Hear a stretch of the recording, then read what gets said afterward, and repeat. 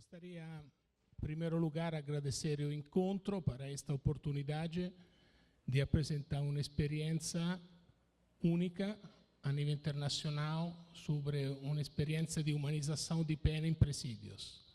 Para isso, chamo os palestrantes que participarão deste encontro: Valdeci Ferreira,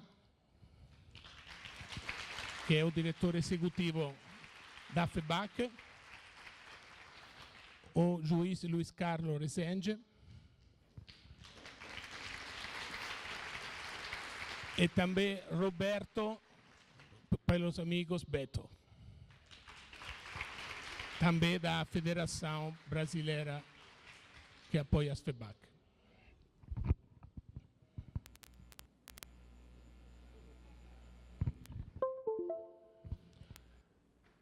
Quando pensamos de organizar este encontro e também da mostra do Amor Ninguém Foge, que faz parte das atividades do encontro, existia assim uma certeza de um tema muito atual no Brasil e com certeza um tema que interessa a muitas pessoas.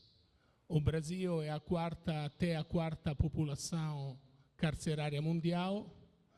O Brasil tem uma situação de superlotação dos presídios e tem 82% dos ex-presidiários que, quando voltam à comunidade, cometem novamente um crime. Portanto, este era o contexto quando se pensou este encontro. Mas nas últimas semanas aconteceu algo realmente de muito preocupante. Todo mundo viu nas TV, nos canais de comunicação, estas revoltas, mostrando, acho, de uma forma ainda mais dura qual é a realidade dos presídios brasileiros e demonstrando também o falimento total dos presídios comuns. Desde o 1º de janeiro, 140 pessoas foram assassinadas nos presídios. Mas este dado é muito alto, mas o ano passado aconteceram 600 assassinatos nos presídios brasileiros. São dados que assustam, são dados que colocam medo. As imagens da TV que assistimos em Manaus, em Natal, deixou claro para nós todos que a pena, que seria a privação da liberdade, não tem como função a recuperação do preso. A função do presídio é descontar a pena, tirar a liberdade, recuperar o criminoso para devolvê-lo à sociedade. O Brasil não tem um regime perpétuo. As pessoas, antes ou depois, serão devolutas à comunidade. E, portanto, o sistema que não recupera é um sistema falido. Dentro deste contexto, nos anos 70, nasce uma experiência que é iniciativa da sociedade civil, é iniciativa das comunidades, é iniciativa das pessoas que, entendendo que o Estado não estava respondendo de forma adequada ao problema das prisões, em colaboração com o Estado, cria um mecanismo baseado no princípio de subsidiariedade, aplicado de forma maravilhosa, e nasce a APAC. A APAC significa Associação de Proteção e Assistência aos Criminosos, onde os protagonistas são pessoas, umas associações muito voluntárias, que junto ao Estado cria o lugar onde os presos são recuperados. Este lugar é único ao mundo para dois elementos. São presídios sem armas e sem policiais. Não existe ao mundo outra experiência que eu conheça onde existe um presídio sem armas e policiais. Mas este mecanismo cria uma cogestão entre as associações, os voluntários e os presos para gerir esta experiência. A APAC, hoje no Brasil, como vamos ouvir, tem um número de 3.500 presos que são hospedados nessa estrutura APAC, um número pequeno em consideração ao universo de 650 mil. Portanto, quero concluir esta introdução colocando que a ASAPAC não tem a pretensão de substituir o sistema de presídio comum. Não pode. Como Valdeci me lembrou uma vez, não é um McDonald's. Precisa de condições, de pessoas, de uma sociedade que se envolve, motivada, com um grande ideal para isso. Mas a ASAPAC tem um valor enorme como exemplo. Exemplo de um modelo de recuperação que pode recuperar qualquer criminoso, independentemente do crime que ele cometeu. Este é o valor desta experiência. Exemplar. É possível. Existe um caminho. E isso hoje vamos apresentar a vocês com uma condição. Uma vez eu ouvi falar o fundador da ASAPAC, o Dr. Mario Toboni, que é um advogado jornalista que mora em São José dos Campos, perto de São Paulo, que ele falou que para se introduzir a ASAPAC precisa de uma condição. E a condição é ter um coração aberto ou não será possível entender esta experiência. Portanto, com este convite, vamos agora a passar um vídeo de alguns minutos que foi produzido pela Globo News nestes dias para mostrar aos brasileiros que existe uma alternativa aos presídios comuns e depois começaremos um diálogo com nossos palestrantes.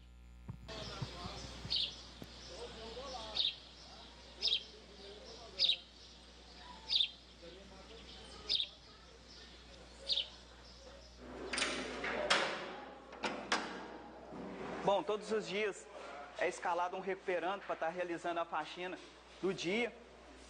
Aí ele é destinado a manter e fazer a higiene da cela, a limpeza, a organização e a disciplina também. Logo após é feita uma conferência, o inspetor de segurança, juntamente com mais um recuperando, faz a avaliação de cada cela. Nós recebemos do presídio, por ordem judicial, qualquer detento. E nós passamos a fazer com eles um trabalho de ressocialização. Bom, essa é a nossa farmácia. O setor de saúde fica sob responsabilidade de um recuperando. Ele também é do regime fechado. É um setor de grande responsabilidade por se tratar de medicamentos, né, de tarja preta, ficar sob a responsabilidade de recuperandos. A gente usa a espiritualidade, valorização humana e principalmente atividades, trabalho. E chamando a família para estar junto com a gente na recuperação. A família é primordial. Temos também no regime fechado um consultório odontológico. O dentista faz um atendimento por semana, em média 5 recuperandos do regime fechado. Os atendimentos são totalmente gratuitos. O preso chega para nós que a partir daí ele torna recuperando, ele assina um termo que ele assina o termo de compromisso que ele vai respeitar todas as regras e todas as condições impostas pela instituição. Todo recuperando ele tem direito a fazer 2 horas de leituras por dia. Temos aqui a sala de aula, destinada ao ensino médio e ao ensino fundamental. Temos um computador também para uso coletivo.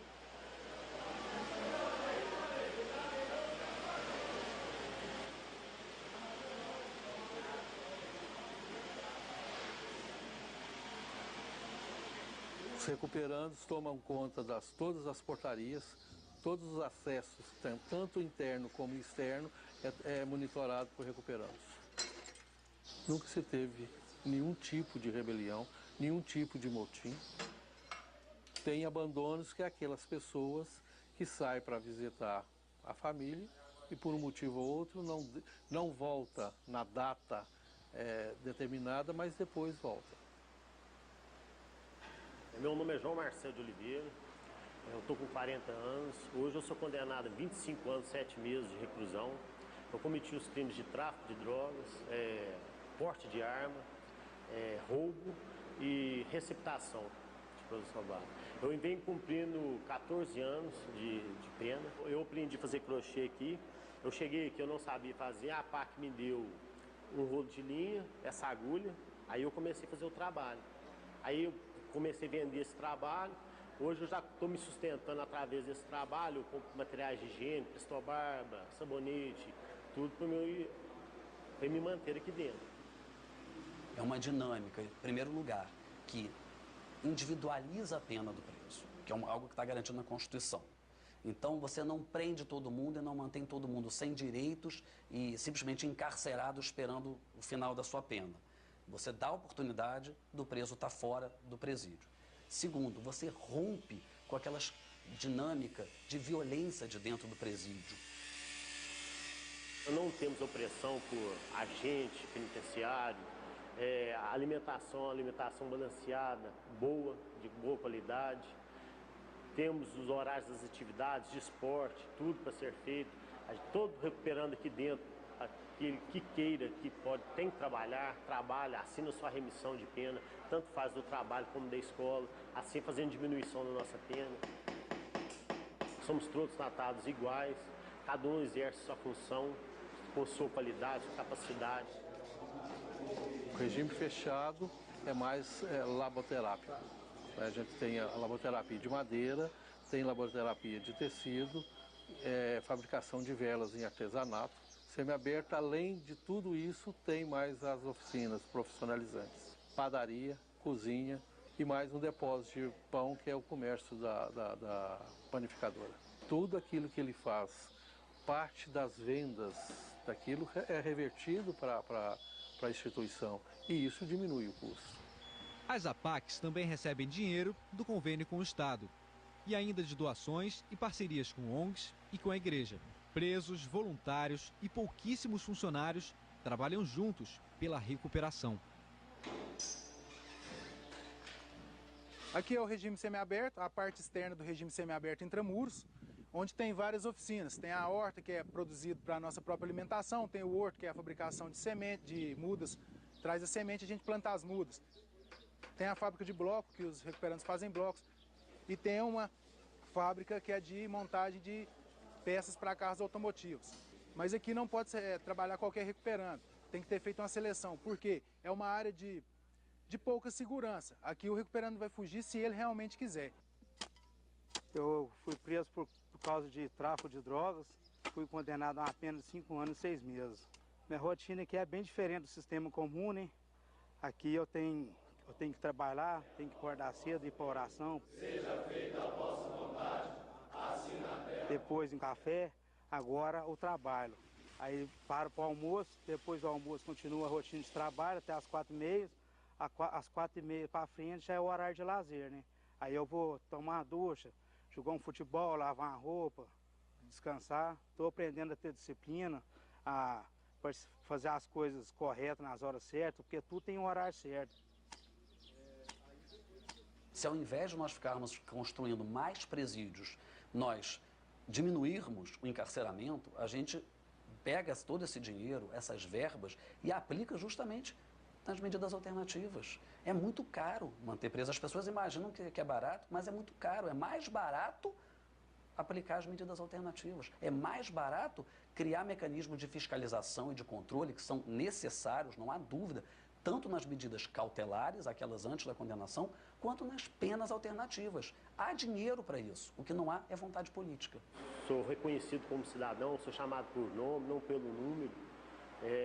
Eu vejo a oportunidade de estar recuperando, de estar mudando minha vida, largar o crime e começar a seguir minha vida. Quanto mais embrutecido, mais violento, mais esquecido ele for durante o período de cumprimento de pena, maior vai ser o retorno negativo para nós mesmos.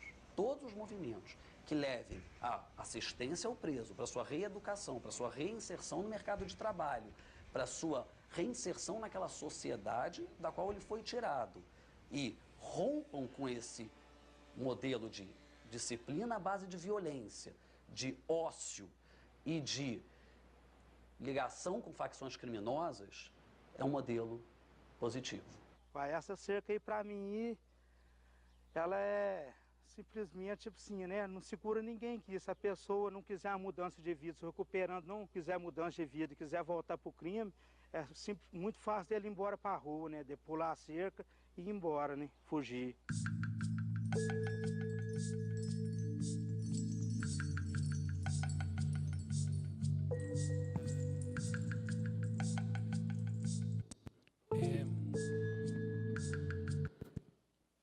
Valdeci. Valdeci é diretor executivo da FEBAC, que é a Fraternidade Brasileira de Assistência aos Condenados, que reúne todas as APAC. Este número que foi apresentado participa desta federação. A primeira pergunta, Valdeci. Estamos no Rio de Janeiro, onde a violência toca cada um dos presentes nesta sala. É humano pensar, é também natural, que um bandido bom é um bandido morto. Como é possível que a APAC inverta isso? É o modelo que você coloca que o homem é maior que o crime que cometeu. Da onde surge esta intuição? Como é que você se relaciona com os recuperando da APAC? Mas como é que isso está realmente contribuindo para o bem destas pessoas? Uma boa tarde. Cumprimento inicialmente o meu querido amigo, Dr. Luiz Carlos, né, parceiro de longas datas, Fabrício, que tem sido aí também um companheiro nesse caminho tão difícil das APACs. Cumprimento meu amigo, companheiro Beto, que nesse momento divide esse tempo conosco. Cumprimento a cada um de vocês, a cada uma de vocês, dizendo que para mim é uma graça de Deus estar aqui participando do Rio Encontro. Eu sou um privilegiado por fazer parte deste momento que certamente irá marcar as nossas vidas. Eu agradeço o convite, para mim é uma alegria e uma grande honra participar de um momento tão importante. Eu estou envolvido nesse projeto de APACs há 33 anos. Eu visitei a cadeia pública de Itaúna pela primeira vez quando eu tinha 21 anos de idade, e de lá para cá eu não fiz outra coisa na minha vida senão cuidar de presos. Dizem que tem gosto para tudo, né? No meu caso, eu não tenho dúvidas de que foi um chamado de Deus, e certamente que ao longo de 33 anos eu aprendi muitas coisas, eu fiz muitas experiências, mas eu acredito que o que mais me marcou foi, depois de muitos anos trabalhando com os presos, descobri que de preso eu não sabia nada. E embora passados 33 anos, eu continuo não sabendo nada de preso. Quem conhece o problema é quem está atrás das grades. Quem conhece o problema é aquele que, quando termina o dia, coloca a cabeça no travesseiro, passa o filme da vida e se dá conta de que os melhores anos da sua juventude estão ficando atrás das grades. Quem conhece o problema é aquele que aos domingos se despede da família, da esposa ou da mãe, dos filhos, e não sabe se irá encontrá-los novamente dali a uma semana. De modo que eu sou um teórico da matéria, sou um estudioso da matéria, e não vim ao Rio com a pretensão de vos ensinar nada nessa tarde. Eu venho para compartilhar uma experiência que nós estamos vivenciando e que acreditamos pode ser levada para outros cantos do nosso país e também para outros países. Nós vivemos nos últimos dias um quadro dantesco, onde o irmão mata o irmão, onde as pessoas são desfiguradas, mortes. Só que isso, Fabrício, para nós não é novidade. Tudo isso já estava sendo anunciado. Eu, de modo particular, eu não tenho falado de outra coisa senão desta realidade caótica do sistema prisional brasileiro, que tem de caos a idade do nosso país. E foi neste ambiente de feras, onde depois de 3 anos de uma convivência no presídio de Itaúna, que finalmente, através de uma bibliografia do Dr. Mário Ottoboni, eu tive a oportunidade e a alegria de conhecer a APAC de São José dos Campos, São Paulo. E aquilo que os meus olhos viram em São José dos Campos, aquilo que os meus ouvidos ouviram em São José dos Campos, e aquilo que as minhas mãos tocaram na APAC de São José dos Campos, eu procurei levar para a cidade de Itaúna, que fica a 80 quilômetros de distância de Belo Horizonte. Certamente que não foi uma tarefa fácil. Imagina 33 anos atrás você falar de uma prisão sem polícia. Não foi fácil convencer a sociedade, porque a sociedade, via de regra, tem um preconceito muito grande em relação ao preso. Aquela ideia de que o preso tem que sofrer, de que o preso tem que morrer, de que o preso tem que apodrecer atrás das grades, de que bandido bom é bandido morto. Este preconceito que está arraigado na nossa cultura, e não é luxo do Brasil este preconceito, essa é uma realidade presente em todas as culturas do mundo. Então não foi fácil mudar isso, até porque você não muda a cultura da noite para o dia. E mais difícil ainda foi o convencimento das autoridades do nosso município acerca de uma realidade completamente diferente de tudo aquilo até então pensado no nosso país. Mas aos poucos, com a graça de Deus, com a ajuda de amigos, fomos reunindo colaboradores que começaram também a acreditar nesta utopia que poderia se tornar uma realidade. Eu me lembro das revistas humilhantes pelas quais eu passei inúmeras vezes por parte dos agentes policiais. Eu me lembro de mais de 17 ações judiciais movidas pelo Ministério Público para acabar com a nossa experiência. Eu me lembro de ameaças de morte, eu me lembro das insônias, do cansaço, das incertezas, das dúvidas, mas tudo isso fez parte de um longo caminho que aos poucos a gente foi percorrendo em Itaúna. Caminho que me deu a certeza sempre maior de que a APAC é uma obra de Deus e que, como toda obra de Deus, ela tem o selo, a marca das dificuldades. A APAC nasce aos pés da cruz e está crescendo aos pés da cruz. O bonito, Fabrício, é você perceber à margem deste caminho, marcado por tantas dificuldades e sofrimentos, as flores que vão nascendo. Pessoas que chegaram nas APACs completamente desfiguradas, tristes, sem fé, sem esperança, e aos poucos, pela graça de Deus, que teima em utilizar as nossas mãos pecadoras, você percebe o poderio de Deus, o milagre de Deus acontecendo na vida desses homens e mulheres. Quantos eu encontro hoje nas cidades por onde eu passo, onde nós já temos as APACs funcionando?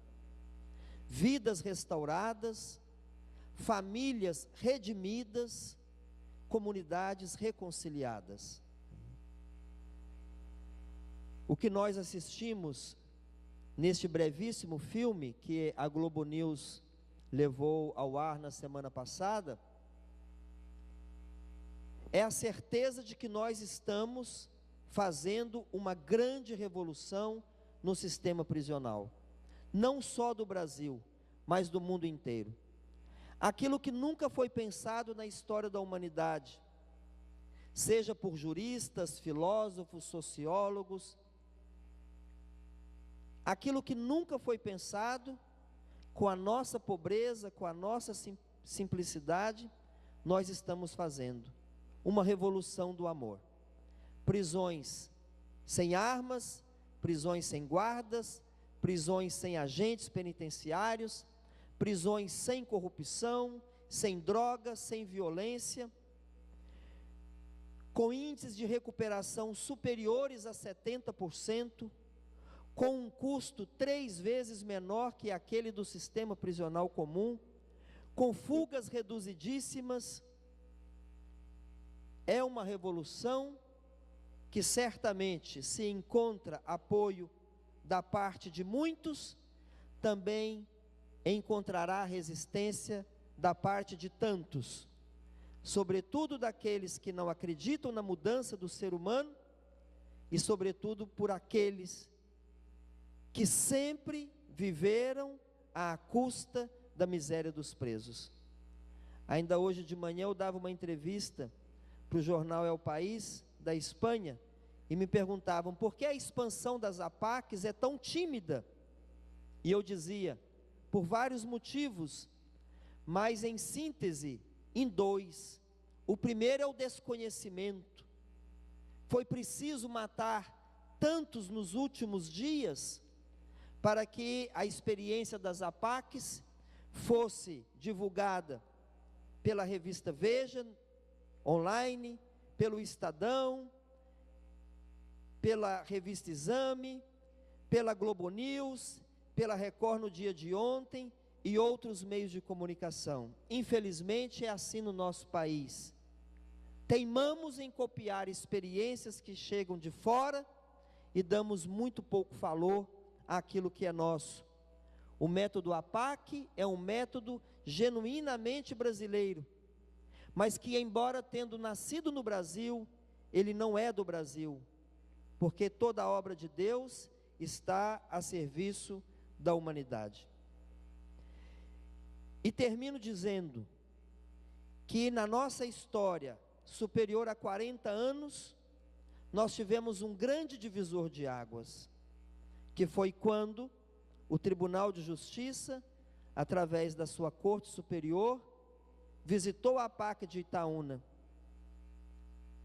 E a partir deste apoio institucional do Tribunal de Justiça, e posteriormente seguido pelo Poder Executivo Estadual, pela Procuradoria-Geral e outros parceiros, as APACs conseguiram não só respirar, mas elas puderam de fato se expandir no estado de Minas Gerais, agora em outros estados da federação e atualmente em 23 países do mundo.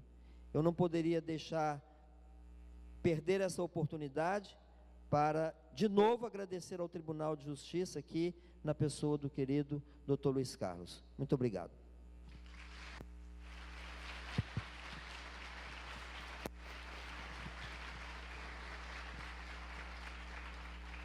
Luiz Carlos Rezende e Santos é juiz de direito no estado de Minas Gerais, é especialista em direito penal e processual penal.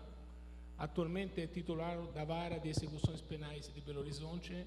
É uma pessoa central na história e na experiência da APAC.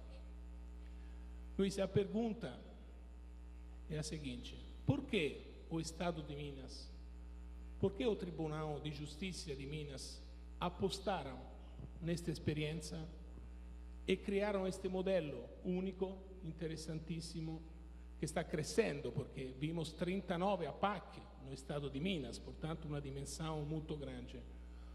O que realmente vocês desdobraram e que tipo de resultado o tribunal está percebendo dentro desta experiência? Boa tarde, então, Fabrício, boa tarde a vocês todos aqui na cidade maravilhosa. Valdici, Beto, meus amigos. Hoje a gente brincou aqui, porque eu disse que o Beto estava nervoso aqui para falar com vocês, que a gente ia combinar diferente, né? Na hora que chamasse o juiz, o Beto entrava. Na hora que chamasse o recuperando, o Valdici ia aparecer aqui com uma tornozeleira eletrônica, né? E eu ia ser o diretor da FEBAC aqui, né? Isso é para vocês. Eu estou tentando descontrair um pouquinho para a gente ficar bem à vontade, que é assim que me sinto aqui no Rio, é assim que eu me sinto próximo a eles, né? Do Fabrício, e quando eu vejo uma comunidade assim, com boa vontade, com carinho, interessada numa causa que hoje nos aflige tanto, né? Quando uma vez o Valdeci me pediu para ir em Campo Maior lá no Piauí. Se vocês pensam que está calor lá fora, lá em Campo Maior,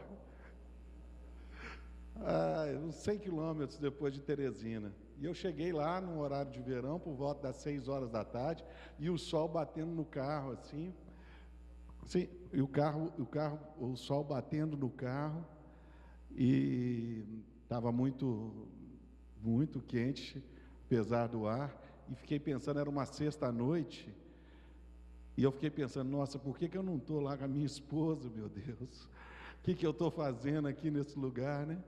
E o sol chegando e aquela coisa, e aí bateu uma luz muito forte mesmo, né? Essa, que a gente baixa o negócio do sol, né? Do carro, e aí tinha uma estátua, sabe? E era uma estátua, e eu pedi o motorista, na entrada da cidade, deixa eu ver que estátua é essa, né? Era uma estátua de Santo Antônio, né? Gigante, e eu sou devoto de Santo Antônio, fui batizado na igreja de Santo Antônio, né? Então, quando cheguei aqui, e aí eu conheço um pouco da história de Santo Antônio Maria, Zacarias, né? Que ele também passou por Pádua, né? Também passou por lá na sua formação, e aí me deixou mais feliz, que a sensação era de estar em casa mesmo, né? Na comunidade cristã católica e com a pessoa dessa formação. Bom,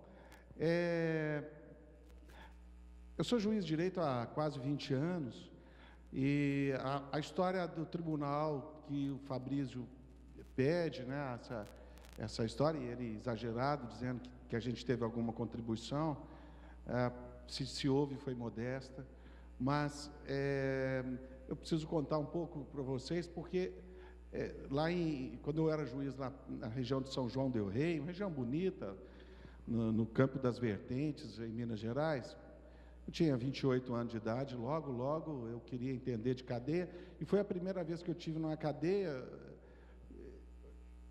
e as pessoas que estavam lá cumprindo pena estavam à minha disposição, né? Um choque enorme para mim, descobrir aquelas pessoas lá, descobrir aquele cheiro estranho, que eu custei muitos anos a entender que cheiro era aquele. E eu ficava pensando que precisava melhorar alguma coisa, todo mundo achando aquilo normal, e aí alguém me disse que havia um movimento lá em Itaúna, que era um negócio que chamava APAC, né? E eu fiquei logo pensando como é que seria esse negócio de APAC, foram me contando esse negócio de polícia de cadeia sem polícia. Falei, isso deve ser uma avacalhação danada, né? E o preconceito danado, né? E estou olhando, e toda hora alguém falava isso para mim, né? Esse alguém era meu pai, viu, gente? E ele falava isso para mim, preocupado, e achando que eu devia ir. Aí um dia eu falei com ele, pai, esse negócio de APAC é coisa lá de Itaúna mesmo, lá tem aqueles juízes vaidosos, porque juiz é vaidoso para danar, né? Negócio de APAC, isso é coisa que é juiz lá, aquele barbudo tem lá. APAC deve ser Associação Paulo Antônio Carvalho, né? Pensando logo no nome do Dr. Paulo, porque o Paulo tem esse nome, né? Bobagem da gente, é o preconceito, sabe? Da mesma forma que a gente tem o preconceito de pensar de que quando a gente lida com uma pessoa criminosa, que isso é coisa do outro. O criminoso é sempre o outro. Às vezes, e na maioria das vezes, é o nosso inimigo. Porque, afinal de contas, eu nunca serei criminoso, meu filho não será criminoso, meus amigos não serão criminosos. Como pode, né? Então, a gente tem esse preconceito de imaginar assim. E aí, quando a gente fala nos criminosos, sempre tem alguém que fala, você que não pensa que o seu filho é vítima, né? Imagina se o seu filho fosse vítima dessa pessoa, e você aí, né? É porque a gente não pensa que o nosso filho pode ser o algoz. No momento que as pessoas descobrem que o filho pode ser algoz, é geralmente na hora mais dura, sabe? Quando eles já estão experimentando a dureza do sistema prisional. O Tribunal de Justiça, ele também foi muito preconceituoso, sabe, Fabrício? Como talvez muitas pessoas aqui ainda são. E o preconceito de pensar que bandido bom é bandido morto, vamos esquecer isso para lá, até que descobriram essa experiência. Eu acho que não foi só o papai que ficou falando lá no tribunal que isso estava acontecendo em Itaúna. E o tribunal resolveu visitar e descobriu que para a recuperação das pessoas condenadas não era necessário que a pessoa perdesse nada além da sua própria liberdade, o que é perder muito já. E descobriu também que ao perder a liberdade, as pessoas podem aproveitar para ser reconstruída ou oferecer novos valores para que ela possa fazer uma escolha. E foi assim que o tribunal interpretou que era possível a experiência das APACs como uma política para os juízes de execução penal do Estado de Minas Gerais. E a partir do ano de 2001, adotou essa medida como boa e passou a divulgar, através de um velho desembargador, já aposentado, oriundo do Ministério Público, promotor criminal duro, juiz criminal duro, e ele passou a peregrinar as comarcas de Minas, humildemente, levando aquela experiência que ele acreditava ser diferente em Itaúna. E ele foi, como bom semeador, em solo fértil, as APACs foram acontecendo, devagarzinho. Imaginem que houve uma época, e a época que estamos referindo, as APACs não tinham nem convênio de manutenção. Vejam bem, viviam da boa vontade alheia, em especial lá em Itaúna, até que, em razão dessa política do tribunal, em 2004, portanto, 12 anos atrás, 13 anos, o governo de Minas resolveu aderir à campanha que os juízes mineiros estavam fazendo para a divulgação da APAC. E então editou uma lei que passou a permitir que o governo mineiro mantivesse as APACs através de convênio.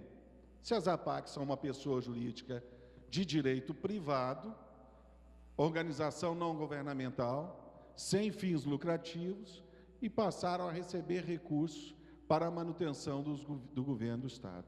Foi o grande salto, né? E assim, mais encorajado ainda, o desembargador Joaquim passou a ir a outras comarcas e foi laçando as pessoas, né?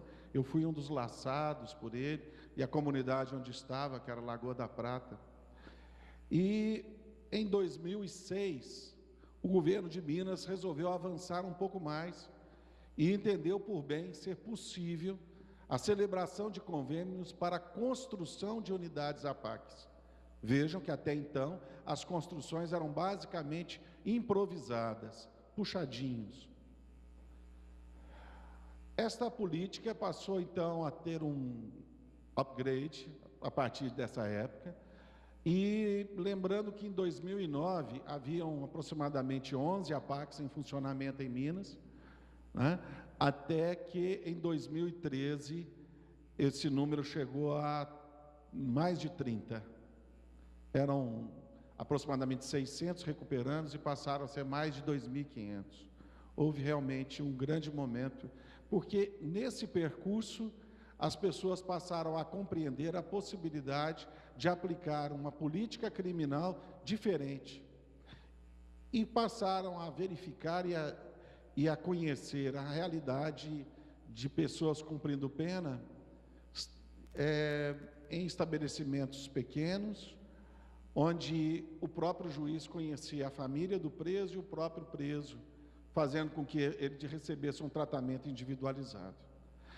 Essa é a política que se desenvolve, e eu não posso dizer que foi isso exatamente, né, Fabrício, que motivou o Tribunal de Justiça a desejar essa medida.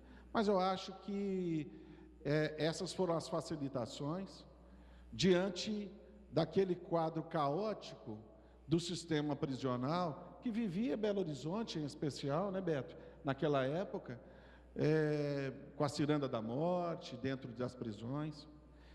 É preciso dizer, e não podia me furtar a esse momento, de contar a vocês, que essa história de matar as pessoas covardemente se tornou midiática agora.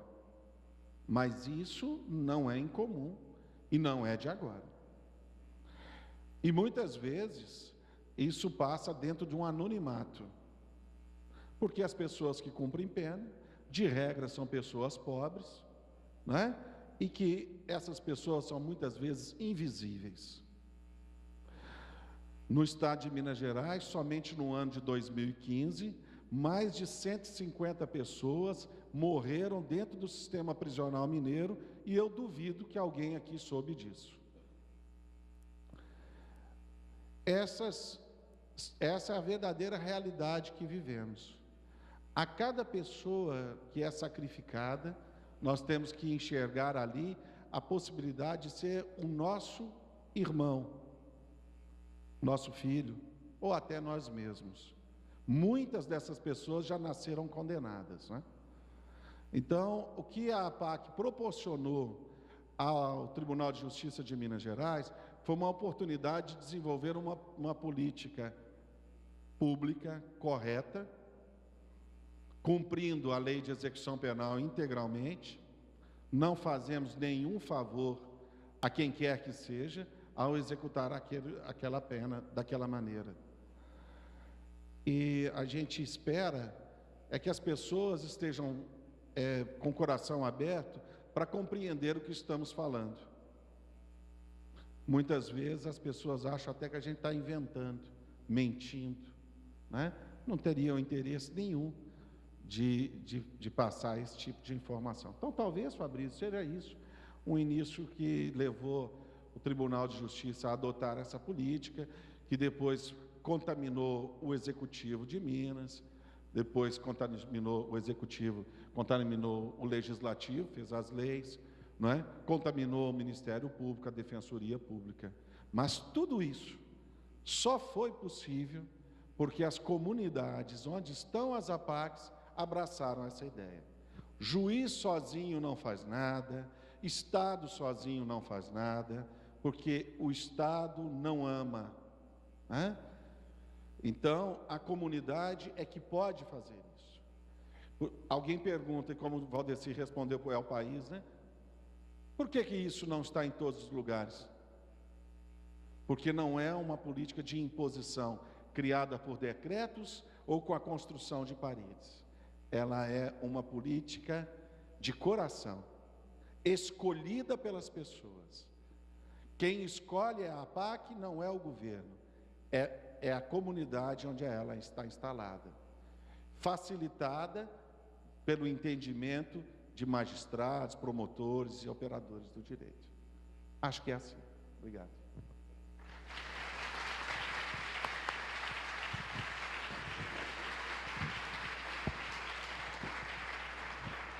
Ouvimos que a APAC é um lugar de recuperação do ser humano, independentemente do crime que ele cometeu.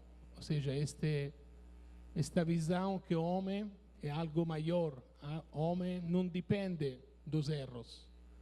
Neste sentido, pergunto a Roberto Donizetti de Carvalho, detto Beto, come todo mundo conhece, nos ajuda a entender isso a partir da sua experiência pessoal. Fica de pé, senão não dou conta. Eu estou tremendo aqui já. Eu vou ficando nervoso.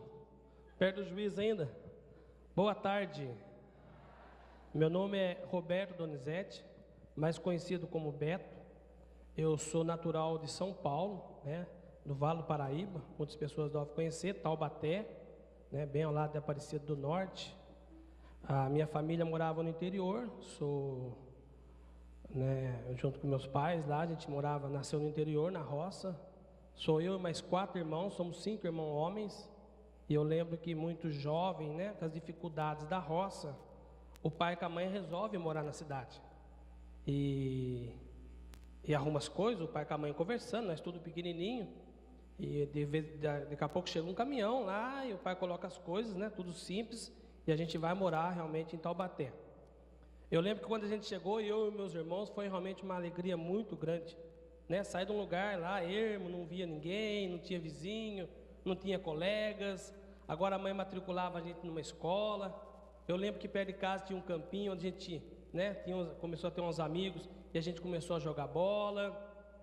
Foi muito bom para nós, os nossos irmãos, foi muito bom, né? Não via dificuldade do pai, nada, né? Como criança ainda. E eu lembro que a gente começou a crescer aí, vendo as coisas ali acontecendo, e eu penso que eu entrei na vida do crime porque eu comecei a ter ganância.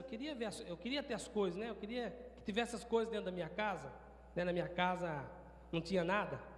Eu lembro quando criança, eu sou de família católica, né? Aprendi a rezar o terço com a minha avó, participei da primeira comunhão, fiz tudo da igreja católica, né? Que manda.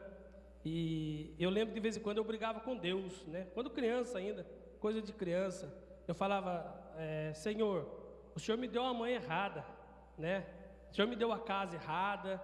Eu queria ter uma mãe diferente, porque eu tinha um coleguinha que a mãe dele era professora, e quando eu ia na casa dele, a mãe dele dava pão pra gente, dava guaraná, ele tinha uma bicicleta pra gente andar, né? E eu vi um conforto ali, coisa que não tinha na minha casa. Então eu cresci com essa ganância, a vontade de ter as coisas. Passou agora o Natal, o Natal sempre é uma época que marca a minha vida, né? A minha história.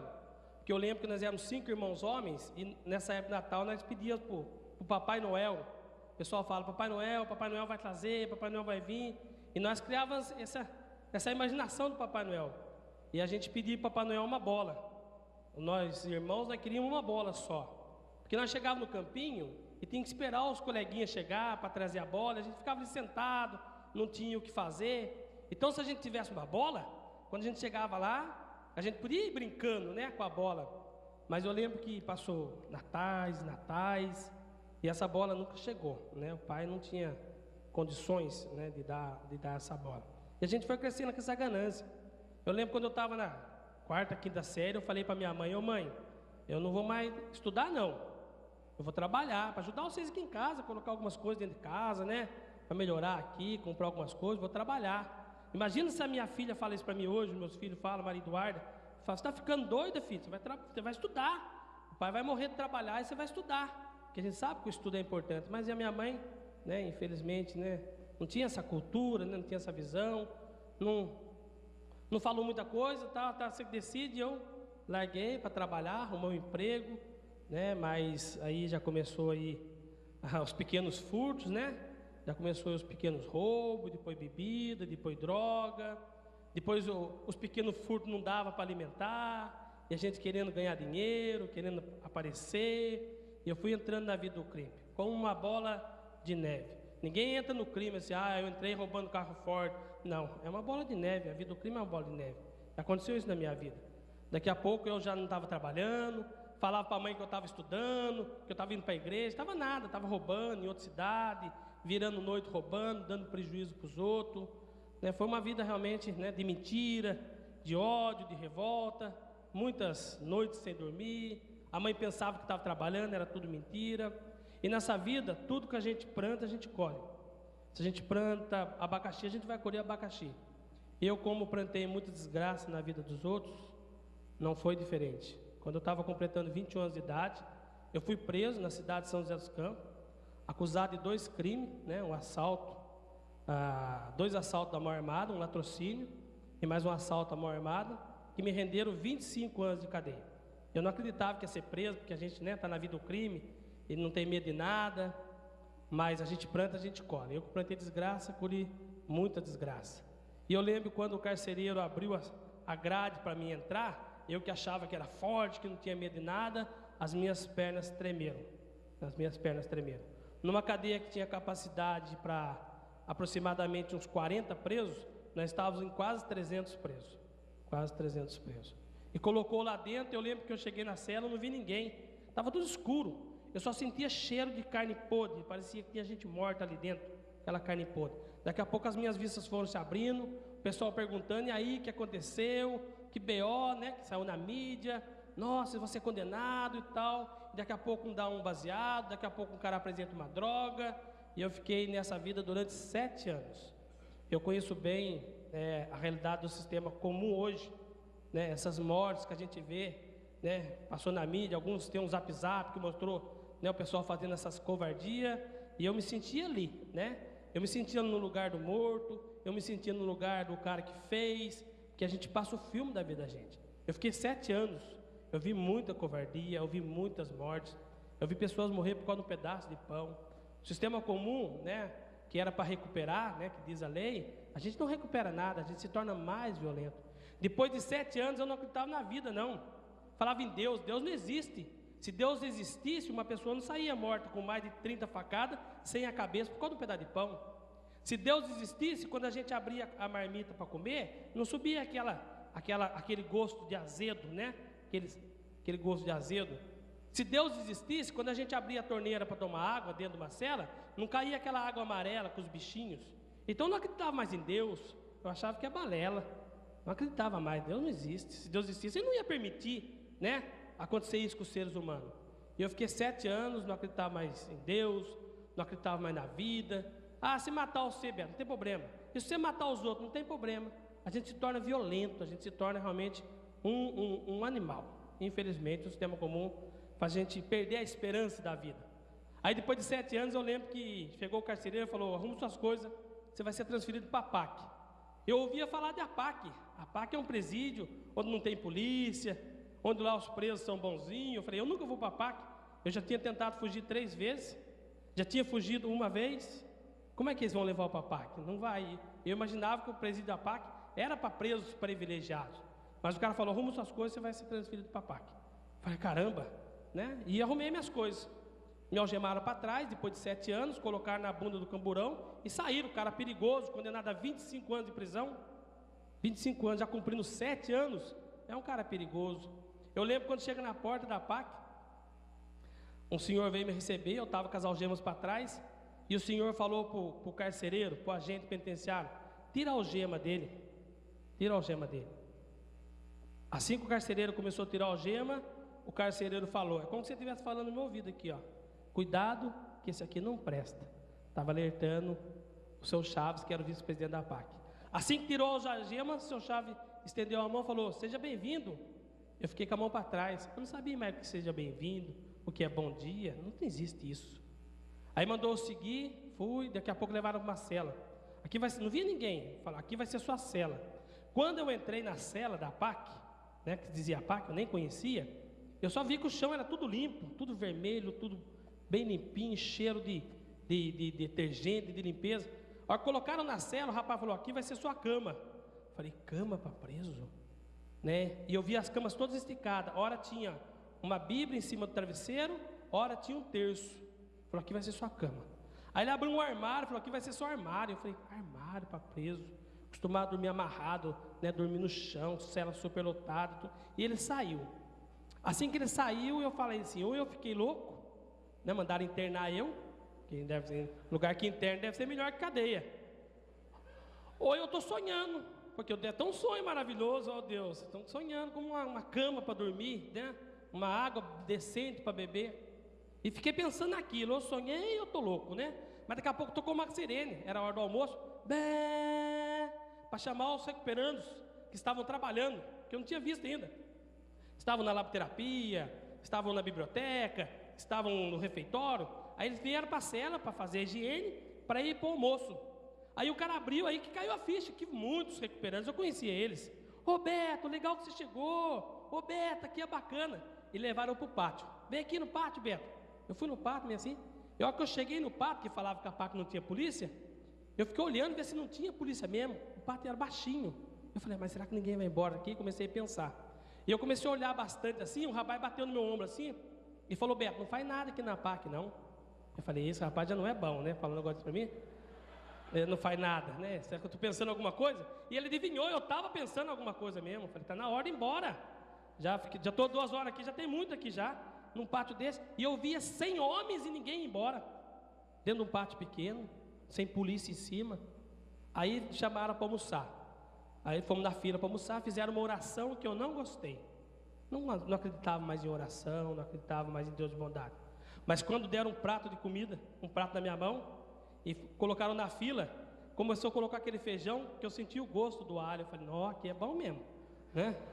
Aqui é bom mesmo. Foi uma das coisas que não tinha, fazia anos que eu não sabia que era comer uma comida com tempero. Me deram um garfo, uma faca na minha mão, eu falei, nó, o que é isso aqui? E aí ali começou. Eu comecei uma briga interior no primeiro, no segundo dia, né, que você tem o primeiro ato socializador, tem que agradecer a Deus pelo dom da vida. E eu lembro que no meu primeiro domingo de visita, a minha mãe passou no pátio, eu estava parado e eu não reconheci minha mãe. A minha mãe estava diferente. Ela entrava para visitar eu no sistema comum de cabeça baixa, que tinha sido humilhado na mão dos agentes penitenciários. Mas nesse dia não, minha mãe veio alegre. Falei, minha mãe está diferente, alegre. E eu não reconheci ela. Ô Beto, falei, mãe, nossa, a senhora está bonita, mais alegre. Eu fui bem tratada lá fora, Beto. As pessoas lá me trataram tão bem. Falaram que aqui você vai ter condições de estudar, você vai ter condições de se profissionalizar. E eu queria estudar, eu estava doida para fugir dali, né? Falei, mãe, tá bom, eu vou estudar sim. Mas eu não estava aguentando ficar mais ali, né? Alguma coisa eu não estava falando, vai embora daqui, rapaz, né? Vai embora daqui. Isso nos 2 meses que eu estava na PAC. Aí o pessoal falou, aí terminou a visita, o pessoal começou um murmúrio. Vai ter uma jornada de libertação com Cristo na PAC. O que é isso? É um retiro espiritual, né? É um retiro que nós de igreja sabemos disso, que existe um retiro, né, na nossa comunidade. E essa jornada é um retiro para os presos. E os presos começaram a falar, vai ter uma jornada na PAC, 4 dias. E eu fiquei curioso. Falei, mas essa bucha, o que é isso? Foi perguntar. E eu perguntei para um preso, mas ele veio tão feliz me contar. Falei, o que é esse negócio de jornada? Ele falou, Beto, é bacana. Começa quinta-feira, 4 horas da tarde, vai até 10 horas da noite. Rezando, cantando, reunião de grupo, uma comida boa. Então começa quinta-feira, vai até 10 horas da noite. Na sexta-feira começa às 6 horas da manhã, vai até 10 horas da noite. No sábado começa às 6 horas da manhã, vai até 10 horas da noite. No domingo começa às 6 horas. Não conta, não quero saber de domingo não. Eu não vou participar disso nunca. Isso não é para mim. Imaginou ficar 4 dias sentado, os outros falando na cabeça da gente? Quem vai aguentar isso? Eu não vou participar. Eu não tenho vocação para ser padre. Eu já decidi minha vida, né? Falei, não vou participar. Eu fiquei e não ia participar mesmo. Mas era obrigado. Eu obrigado a sentar lá. Ou você participa, ou você vai voltar para o sistema comum. Falei, mas está tão boa a comida aqui, eu acho que é melhor esperar um pouco, né? Esperar um pouco. Alguma coisa me segurava. Eu não sabia o que é, alguma coisa me segurava. Eu sentei lá com 100 homens fazendo a jornada. O palestrante falava, entrava por aqui, saía por aqui. Nas reuniões do grupo eu perguntava, o que você acha, Beto? Falei, é o mesmo que ele falou ali, ó. A minha resposta é a mesma. É o vagabundo, né? Tava longe daquele encontro, só estava o corpo, mas estava longe. No último dia, depois de 3 dias, no domingo de manhã, o palestrante entrou para dar palestra. E eu acredito que Deus tem um plano na vida de todo mundo. Na minha não foi diferente. E o palestrante começou a falar e começou a usar um tema muito forte de mãe. Vocês estão matando as suas mães. Olha o cabelo branco na cabeça das suas mães. Olha as lágrimas, olha o sofrimento. Vocês estão matando as suas mães. De repente eu escutava sair da boca do palestrante o meu nome. Beto, você está matando a sua mãe. Olha o sofrimento. Olha quantas lágrimas. Olha os cabelos brancos, Beto. De repente a minha cabeça deu um branco. Eu saí em pensamento e eu voltei lá para a roça. Lá na casa da roça, quando a gente era criança, eu comecei a passar um filme da minha vida. O palestrante falando e eu fui passando um filme da minha vida. Eu comecei a ver o outro lado da moeda. Eu já sabia como que era o meu lado da moeda, mas eu comecei a ver o lado da minha mãe e do meu pai. Como que foi difícil alugar um caminhão fiado para ir para a cidade. Não tinha condições. Como foi difícil arrumar uma casa para colocar a gente. Nos primeiros dias que a gente ainda chegou na cidade, eram noites que meu pai e minha mãe não dormiam. Eu comecei a ver tudo isso. O pai e a mãe perguntavam, o que nós vamos dar para os filhos amanhã? Eu não sabia, eles não tinham condições. E o pai saía de manhã para trabalhar e voltava com pão, voltava com leite de leite. Eu comecei a ver o outro lado. Naquele dia que eu falei para minha mãe, mãe, eu não vou mais estudar não. Aí eu vi que a minha mãe ali não falou nada, mas ela foi direto pedir a Deus e falava, Senhor, não deixe meu filho largar de estudar não. Ela não deu conta de falar para mim. Mas eu comecei a passar o filme. Nas noitadas que eu falava, mãe, eu estou trabalhando, e eu estava roubando, eu comecei a ver a minha mãe nessas noites, que eu ficava fora de casa, e a minha mãe não dormia, e ela pedia a Deus, tomara que o patrão do Beto seja bom, ajuda meu filho, abençoa meu filho. As noitadas que eu ficava usando droga, com mulherada, eram noites que a minha mãe não dormia, e eu comecei a passar o filme, ver o outro lado da moeda. Mas o momento mais difícil foi quando eu fui preso, que eu vi a minha mãe recebendo a notícia. Ó, seu filho acabou de ser preso. Matou lá, está lá, condenado, preso, uma prisão violenta. A minha mãe não acreditou. Mentira, não é meu filho não é ladrão, meu filho não é assassino. E a mãe passou mal, eu comecei a ver a minha mãe do outro lado da moeda. Eu na cadeia, usando droga, tal, nos primeiros dias, eu comecei a ver a minha mãe sendo apontada na rua, ó. Aquela lá é mãe de bandido, aquela lá é mãe de ladrão. Eu não conseguia ver a minha mãe andando de cabeça erguida mais, só de cabeça baixa. Ela chegava perto das vizinhas, as vizinhas mudavam a conversa. Eu comecei a ver a minha mãe muito forte. O sofrimento, as humilhações que ela estava passando, visitando a gente, passando nas mãos das agentes penitenciários, sendo criticado pelas vizinhas, sendo criticado por parte da sociedade, tido como mãe de bandido. Parecia que ela estava recebendo um castigo maior que o meu ainda. Eu comecei a ver tudo isso. E eu não aguentei ficar sentado na sala de palestra. Daqui a pouco eu saí. Eu não aguentei, estava muito forte o pensamento da minha mãe, o sofrimento que eu estava causando para minha mãe. Eu saí. Eu queria entrar dentro de uma cela, jogar a coberta e ficar quietinho, não queria ver ninguém. Mas as celas estavam todas fechadas dentro da APAC. O que estava aberto era só a capela. E lá estava exposto o Santíssimo. Até então, nesses 3 dias, eu nem tinha pisado lá dentro. Mas não tinha para onde eu ir. O pensamento da mãe estava forte, eu queria correr, eu queria esconder, não tinha para onde ir. E eu tive que entrar dentro da capela. Quando eu entro dentro da capela, tinha pessoas rezando lá. Mas quando eu entro dentro da capela, eu não vejo ninguém rezando. Eu só vejo a minha mãe ajoelhada em frente ao Santíssimo. E ela estava com um terço na mão. E ela tinha o direito de pedir tanta coisa para Jesus. Senhor, o Senhor me deu o filho errado. O Beto só me dá desgosto. As pessoas ficam apontando na rua por causa do Beto, falando que eu sou mãe de bandida, que eu sou mãe de criminoso, Senhor. O Senhor me deu o filho errado. Ela, diante do Santíssimo, ela tinha todo o direito de falar isso para Jesus. Mas a minha mãe não falava isso, não. E eu via a minha mãe falando: Senhor, ajuda o Beto a largar as drogas. Ajuda o Beto a mudar de vida. Ajuda o Beto, Senhor. O Beto é bom, meu filho é bom, Senhor. Ajuda ele. E eu comecei a ficar emocionado. As pessoas que viram, colocaram a mão em mim e falaram: o que está acontecendo, Beto? Eu falei: é minha mãe. Eles falaram: sua mãe não está aqui não, cara. Eu falei: tá, minha mãe estava aqui agora. Não, sua mãe não estava aqui. Eu vi a minha mãe não estava ali. E eu falava: minha mãe, eu quero ver minha mãe, que eu queria pedir perdão para minha mãe. Sua mãe não está aqui, sua mãe só vai entrar de tarde na visita, se vier. Eu saí, né? Fiquei um pouco lá quieto, saí, voltei para a sala de palestra, continuei escutando o palestrante. Depois desse dia eu não almocei, estava forte o pensamento da mãe. De tarde colocaram a gente numa sala grande, no pátio, deu uma rosa para cada um, começou a tocar algumas músicas, né? No final do encontro, e foi entrando família, daqui a pouco entrou minha mãe é baixinha, e quando a minha mãe veio, eu com a rosa na mão, eu fui até ela e entreguei a rosa para ela e dei um abraço nela e apertei, e eu escutava como se o coração dela batesse junto com o meu, assim. Eu falei: ô mãe, a senhora me perdoa? Eu vi que ela começou a se emocionar. Ela falou: o que está acontecendo, Beto? Não, mãe, eu queria que a senhora me perdoasse, porque as pessoas ficam apontando a senhora na rua como mãe de bandido. Falar que a senhora é ruim porque criou um filho bandido, mãe.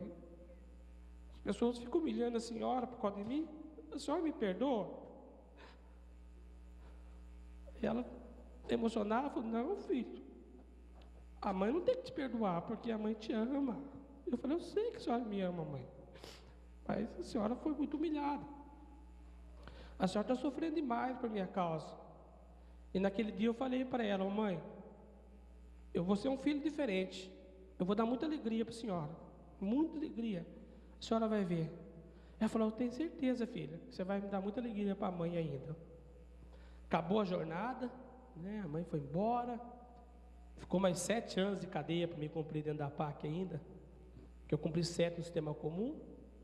Eu tive que cumprir mais 7 para pagar a minha dívida com a justiça. Não foram fáceis esses 7 anos. Em vários momentos eu pensei em desistir, mas agora eu estava com força, porque eu tinha encontrado, né, Jesus de novo no sacrário. Eu tinha encontrado o arrependimento e o perdão da minha mãe. Então eu tinha força para lutar. Depois de 14 anos cumprindo pena, eu ganhei minha condicional em 2014. Vai para 13 anos que eu estou em liberdade. O Valdeci me convidou para trabalhar na PAC. Eu falei, você está ficando doido, Valdeci? Não, não vou trabalhar na PAC, não. Quero cuidar da minha mãe lá em Taubaté. Mas depois eu decidi, né? Decidi trabalhar na PAC. E eu saí, comecei a trabalhar na PAC, graças a Deus. Administrei a disciplina de segurança durante 4 anos na PAC Itaúna, eu tomei conta de mais de 180 homens. Trabalho hoje com o Valdeci na FEBAC, né? A minha área é disciplina e segurança dentro das APACs. Hoje eu vivo mais dentro das APACs que dentro da minha casa. Sou casado, né? Tenho uma filha de 10 anos, a Maria Eduarda. Tenho o Pedro Augusto, de 6 anos. E agora eu tenho a Maria Tereza, que nasceu dia 31 de dezembro agora de 2016. Está com 27 dias, né? 27 dias de nascido. Não é fácil, né? Porque a família cobra a gente, dentro das APACs aí, lutando pelos presos. Tem 13 anos que eu estou entregando a minha vida. E eu pedi uma coisa a Deus, que Ele não deixe eu morrer longe dessa obra. Eu quero que tape a tampa do meu caixão e as pessoas saberem que Ele estava cuidando dos presos, protegendo a sociedade. Que cada beta que a gente tira de trás das grades é um bandido a menos. E a PAC fez isso na minha vida. Fez isso na minha vida. Então eu sou muito grato a Deus realmente, né? Pela minha família, não é fácil. As lutas, né? Esse mês agora eu tenho tantas viagens longe de casa, né? Os filhos vão cobrando, mas a minha esposa sabe que a gente está no caminho certo. E tem 2 coisas que eu agradeço muito a Deus. Muito, muito, sempre nas minhas orações, né? Primeiro é Deus me ter dado a oportunidade de estar na PAC, conhecer pessoas maravilhosas, né? Faço questão de ensinar meus filhos a rezar pelos presos e por todas as pessoas que acreditam no ser humano, na recuperação do ser humano. Conheci amigos, né? Dr. Luiz Carlos, pessoal da AIS, Valdeci, Dr. Mário. Então agradeço a Deus por isso. E agradeço a Deus por outra coisa também. Por Deus não ter me ouvido quando eu era criança. E quando eu pedi para ele trocar minha mãe. Porque Deus não me deu uma mãe.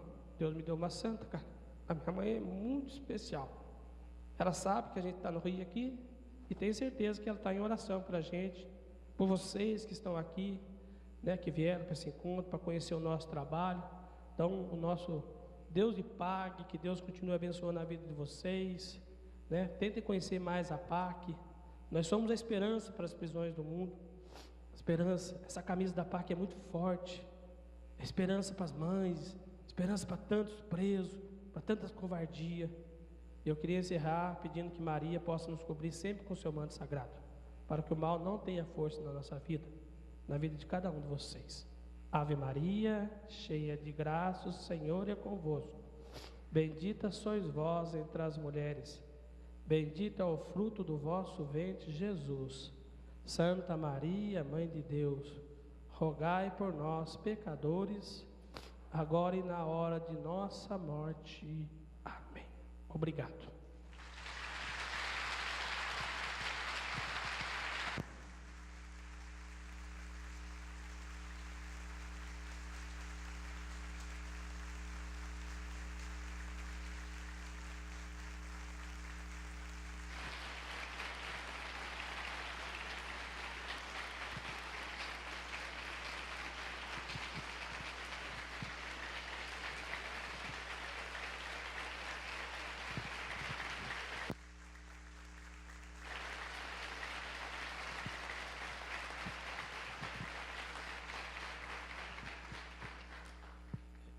Obrigado, Beto, pelo tuo testemunho, que com certeza é a forma mais forte para entender que significa uma PAC, que significa recuperar um ser humano na sua integralidade e devolvê-lo à sociedade. Valdeci, é claro, come o título da mostra que está exposta aqui ao encontro, e convido vocês a visitar a mostra sobre essa PAC. O título é que do amor ninguém foge. Beto explicitou porque não fugiu, porque estes presos ficam em uma cadeia sem polícia e sem policiais. Ou seja, o amor é que prende as pessoas. Isso parece absurdo, parece distante, parece que não é a solução. Não encontramos alternativas, queremos buscar alternativas, mas vimos que realmente aquilo que salva o ser humano é o amor. É encontrar um lugar, encontrar pessoas onde o ser humano realmente é renovado, reencontra realmente o seu ser, a sua ligação com algo de misterioso que faz parte do ser humano. Ajude-nos a entender, Valdeci, de onde nasce esta intuição, esta certeza que cada ser humano possa ser recuperado, independentemente de que cometeu, e, portanto, gerar este lugar que só a PAC, que terá o prazer de entra num lugar, como os Recuperando fala, um lugar sagrado. Algo que, se não entra uma explicação misteriosa, não se explica. É como se tudo deveria indicar o contrário. Não tem polícia, não tem nada, todo mundo pode ir embora, mas este amor se respira. Da onde surge, Valdeci? Da onde? Como é possível que isso chegue a todo mundo? Porque se isso não se recupera, se isso não se recupera. Eu não tenho todas as respostas. Eu sou um caminhante, Fabrício, que vive de tenda em tenda, de cidade em cidade.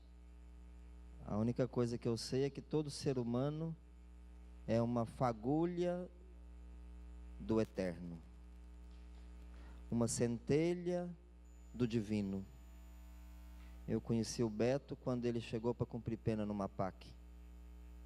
E eu o vi chegando, como vejo tantos chegando, desfigurados, tristes, sem fé, sem esperança.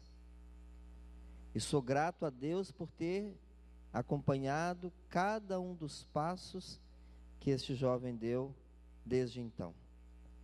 Sou muito grato a Deus. Eu não reúno méritos para tanto, né? O método APAC, ele é composto de 12 elementos fundamentais: participação da comunidade, recuperando, ajudando, recuperando, o trabalho, o voluntário, assistência jurídica, assistência à saúde, a família do recuperando, a família da vítima, a valorização humana, o mérito, a jornada de libertação com Cristo. São 12 elementos que, quando são aplicados de modo harmônico, eles vão produzir resultados.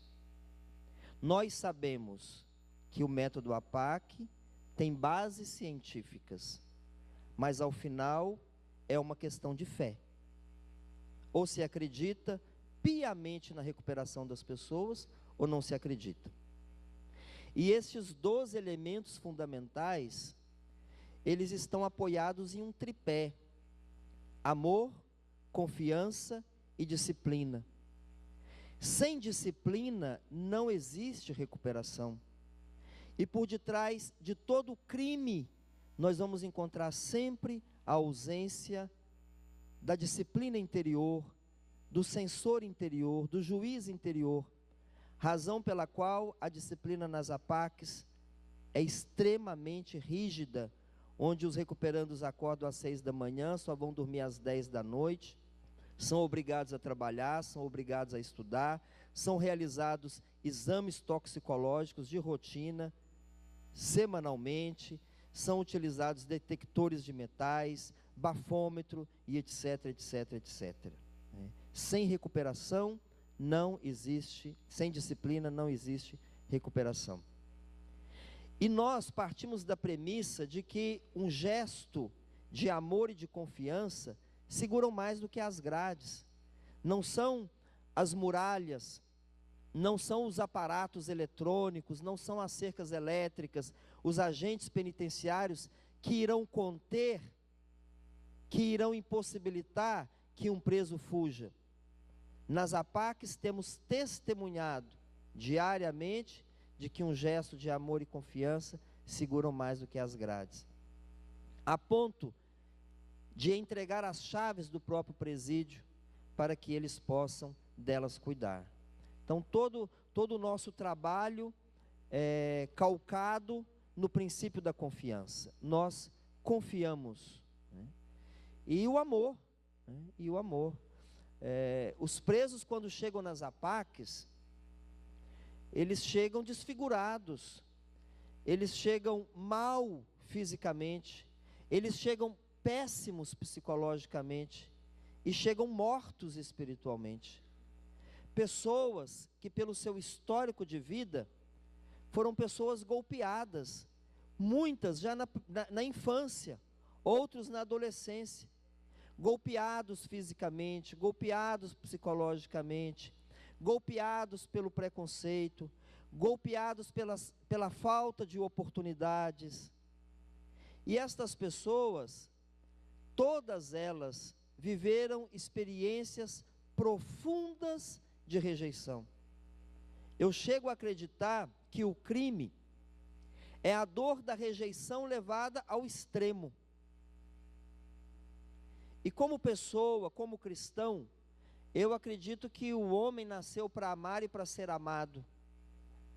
Essa é a necessidade básica do ser humano. Eu acredito que nascemos para amar e ser amados, assim como os ponteiros do relógio foram feitos para marcar as horas. Ocorre que nas prisões nós vamos encontrar exatamente o contrário. Certamente que todos nós vivemos experiências de rejeição ao longo de nossas vidas. Mas essas pessoas com as quais nós convivemos, elas viveram experiências profundas de rejeição. Exatamente o oposto daquilo que se propõe à natureza humana. O que é o céu, Fabrício? É a certeza do amor. E o que é o inferno? É a certeza da rejeição. Vitor Hugo dizia: se nos falta o ar, sufocamos e morremos. Mas a morte por falta de amor é horrível, porque é a asfixia da alma. Morrer por falta de amor é morrer asfixiado na sua própria existência, na sua própria alma. E os nossos presídios, e as APACs não são diferentes, estão povoados de homens e de mulheres famintos, sedentos de amor. Pessoas que muitas vezes não tiveram outra oportunidade senão viver das sobras das migalhas que caem das mesas dos seus donos. De modo que nas APACs, sobretudo através dos voluntários, das pessoas que acreditam, como vocês acreditam, nós vamos ajudar os nossos recuperandos a experimentarem o amor e a misericórdia de um Deus vivo, apaixonado por suas criaturas, que nunca desiste dos seus filhos, ainda que os seus pecados tenham sido tão grandes, ainda que seus crimes tenham sido tão hediondos, porque todo homem é maior que o seu crime, todo homem é maior que o seu pecado, todo homem é maior que o seu erro.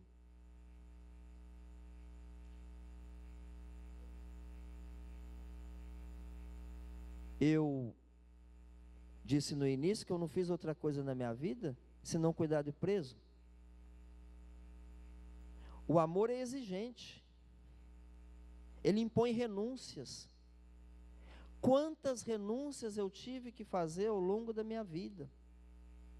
Houve um dia, Fabrício, que eu, na condição de técnico metalúrgico, eu era supervisor de altos fornos, já tinha 4 anos que eu trabalhava na empresa. Um dia meu chefe me chamou e falou: Valdeci, você é um ótimo supervisor, um excelente técnico metalúrgico, mas não está dando para conciliar com esse negócio de APAC, porque o tempo inteiro tem parente de preso batendo na porta da fábrica. Acontecia um motim qualquer no presídio, telefone, advogado ligando. Você vai ter que escolher ou uma coisa ou outra. Eu não titubeei. Eu pedi para me mandar embora no dia seguinte. De lá para cá, eu sou igual um passarinho. Eu não tenho nada e não me falta nada. Tudo conforme a graça de Deus. Não sei o que é fundo de garantia, não sei o que é 13º, não sei mais o que é ter carteira assinada. Eu sou um voluntário a tempo completo. Não faltam amigos para me apoiarem nesta causa. E estes amigos, eu não tenho dúvida, são anjos que estão no meu convívio ali disfarçados.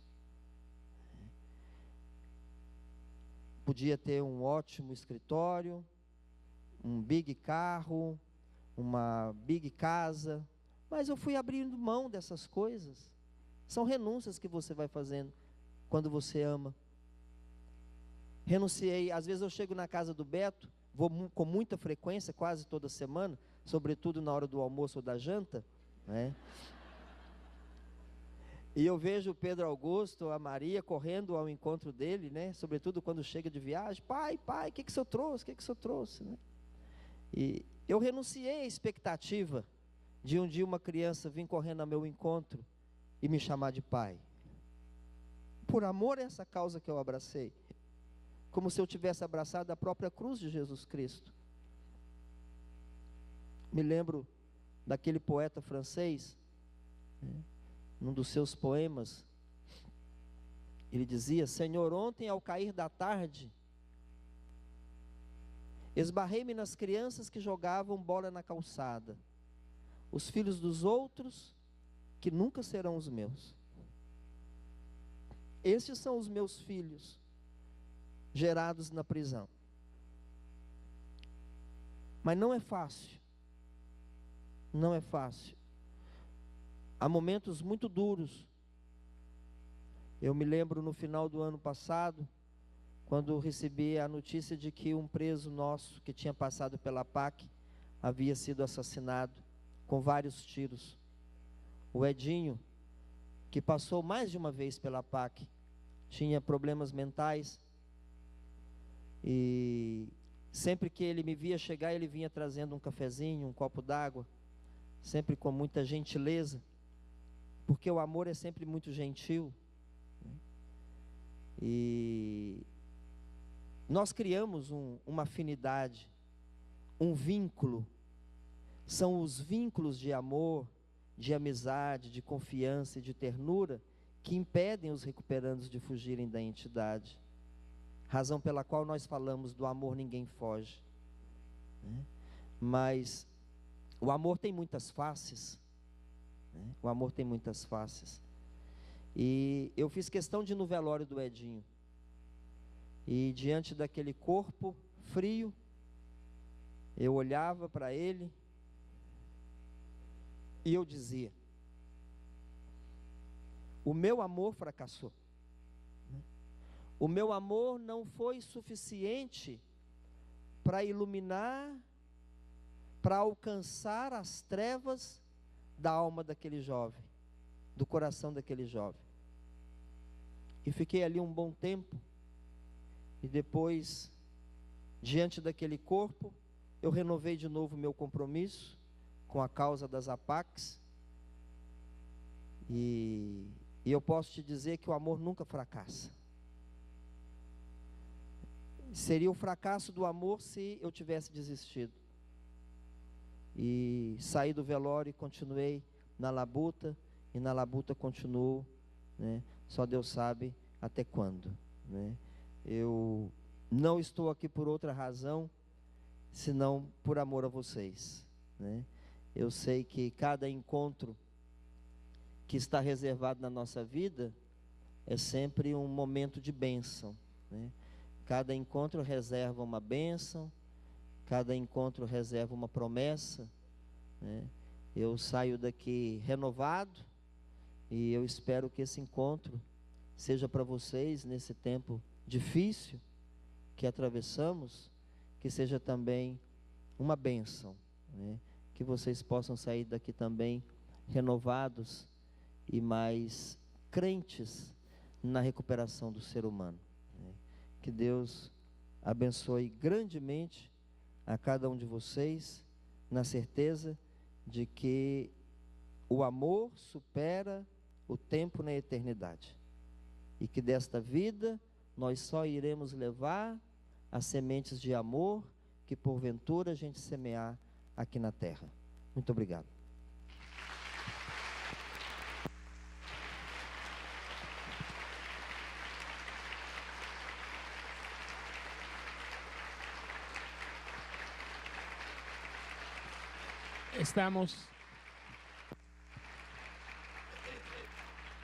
Estamos chegando ao final deste encontro, mas gostaria de fazer uma última pergunta a Luiz Carlos, que é a seguinte: a partir da tua grande experiência na execução penal e olhando a situação que hoje vive o Brasil, esta extraordinária experiência da SAPAC, o que pode contribuir hoje dentro do sistema penal brasileiro?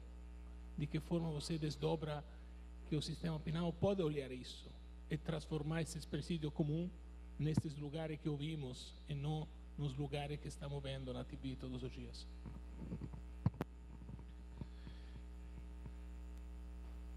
Difícil, né? Depois de tudo também que aconteceu aqui, do testemunho do Valdeci, do Beto, né? A gente fica até mudo, né? Então, para relaxar um pouquinho, vou contar uma coisa aqui. Quando eu conheci o Beto, eu estava na APAC de Itaúna e eu queria muito conversar com o Valdeci e com o Dr. Márcio. Vocês pensam que o Valdeci é bonzinho desse jeito? Ele é mandão até mesmo. Não é, Beto?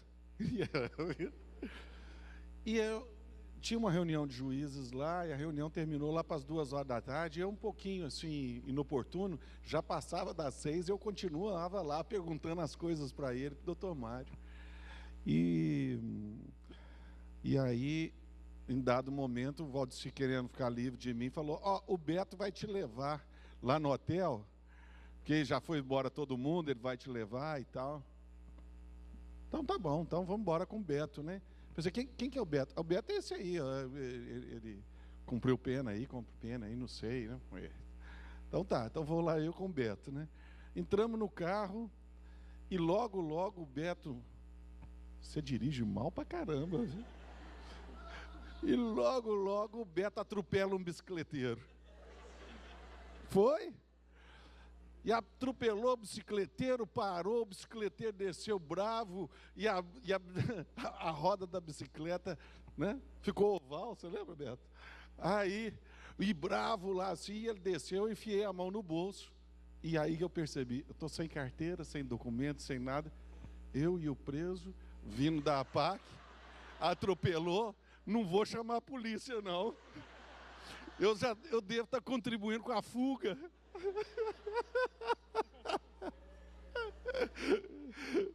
Gente, é só para a gente descontrair um pouquinho, que eu gosto mais deles, né? E isso já se vão há quase 14 anos, mas foi assim mesmo, viu? Graças a Deus, não precisou da polícia aí. Se a polícia tivesse ido, eu não sei onde eu estava, viu? Gente, o Fabrício trouxe aqui um desafio numa resposta, né? Dessas andanças que a vida nos proporciona, sabe? Eu tive a chance de um tempo trabalhar no Conselho Nacional de Justiça, na presidência do Conselho, num departamento de monitoração do sistema penitenciário brasileiro. Então, eu tive a chance, e talvez o Fabrício está estimulado com isso, de conhecer praticamente todos os estados. Não foi diferente aqui no Rio, não foi diferente em Jerusalém, que já estive lá, nem no tribunal aqui, né? E desse convívio, chegamos, inclusive, a deixar um documento em que, assinado em 2014, pelo Dr. Rodrigo Janot, pelo então ministro da Justiça, Eduardo Cardoso, e pelo então presidente da Suprema Corte, o ministro Joaquim Barbosa, de que as APACs eram uma política que poderia ser implementada em todo o país.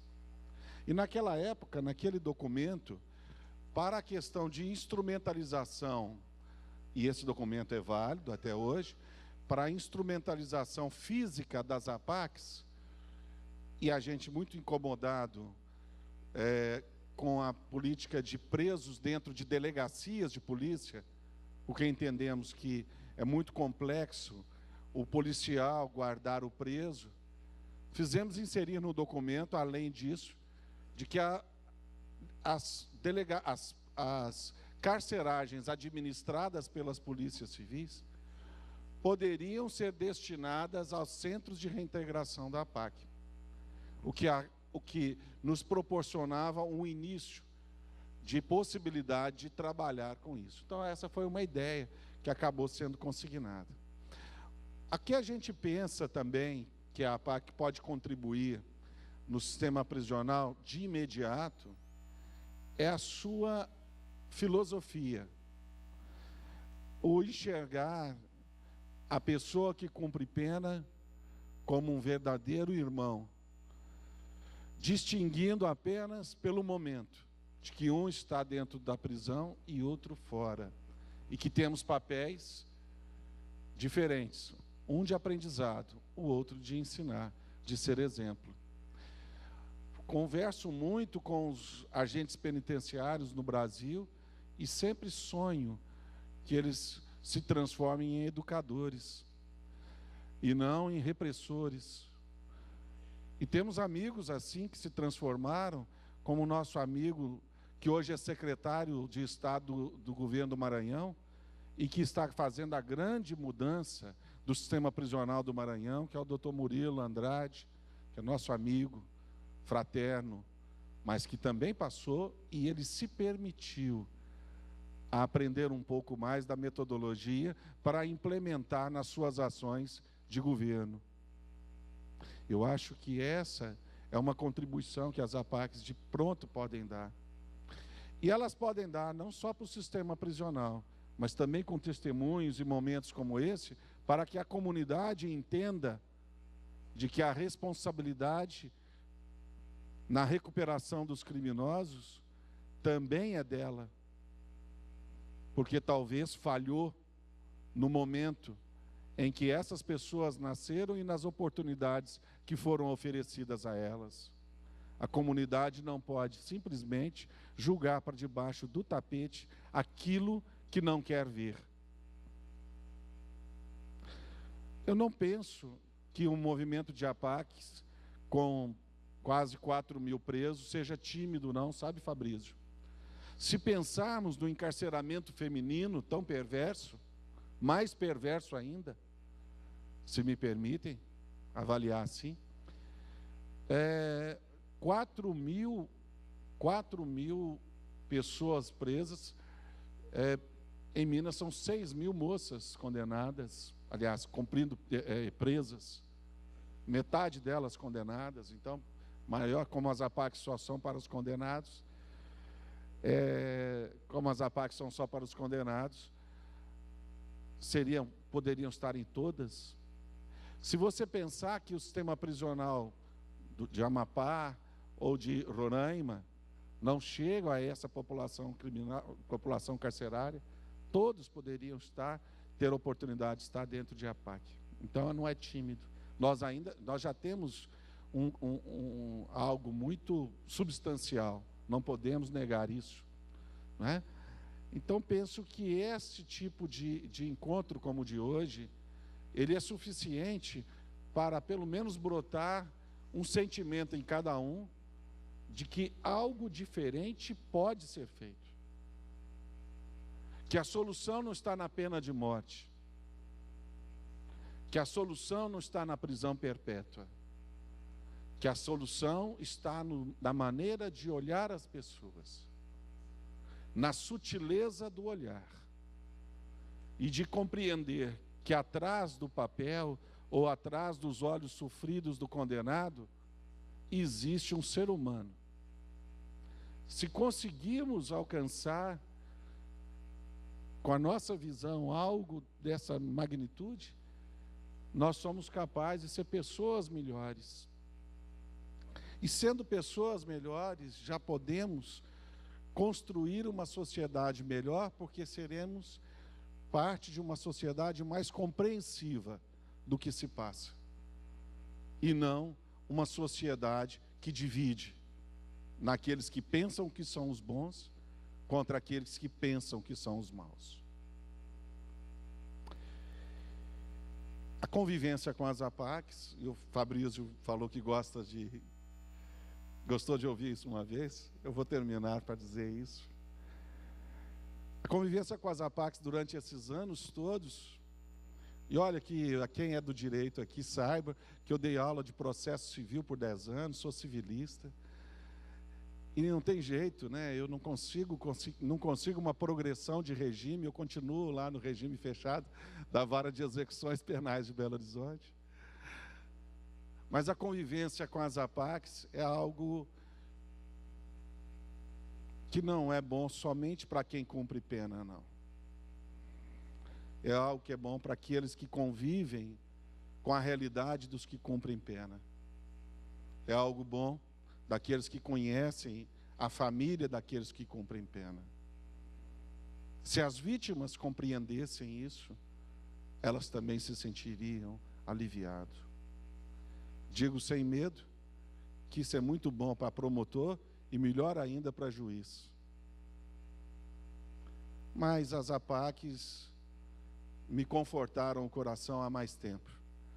Não me fizeram só um juiz melhor, não. Eu me considero uma pessoa muito melhor por causa disso. De ter coragem, de ter enxergado além daquela pessoa. E sou capaz de olhar nos olhos de qualquer um que apareça na minha sala com o coração misericordioso e com vontade de contribuir e sonhando que aquela pessoa pode ser de fato uma pessoa melhor. É isso que a APAC nos proporciona. Obrigado, viu, gente? Obrigado.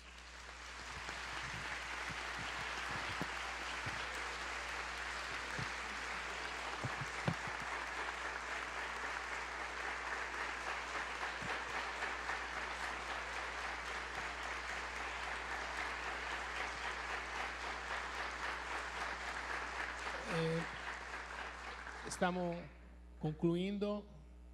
Io realmente agradeço Valdeci, Luiz e Beto porque permitiram a todos nós de viver uma tarde muito bonita, conhecendo uma experiência onde o humano é assim forte que deixou vibrar todos nós. Eu acho que, como falou Luiz Carlos, é uma coisa bonita para os recuperandos, é uma coisa bonita para qualquer pessoa que se aproxima às APAC. É realmente um lugar de mudança. Portanto, convido vocês a conhecer novamente a mostra que está aqui exposta, que terá a oportunidade de se aproximar às APAC, conhecendo diretamente estes presídios assim particulares. Concluo agradecendo o encontro para esta oportunidade, lembrando que na saída é possível adquirir alguns livros sobre a APAC aqui na banca dos livros, para quem quer conhecer mais esta experiência, porque tem vários livros, publicações, algumas foram trazidas aqui para quem tem interesse a fazer mais leitura. Muito obrigado e boa noite.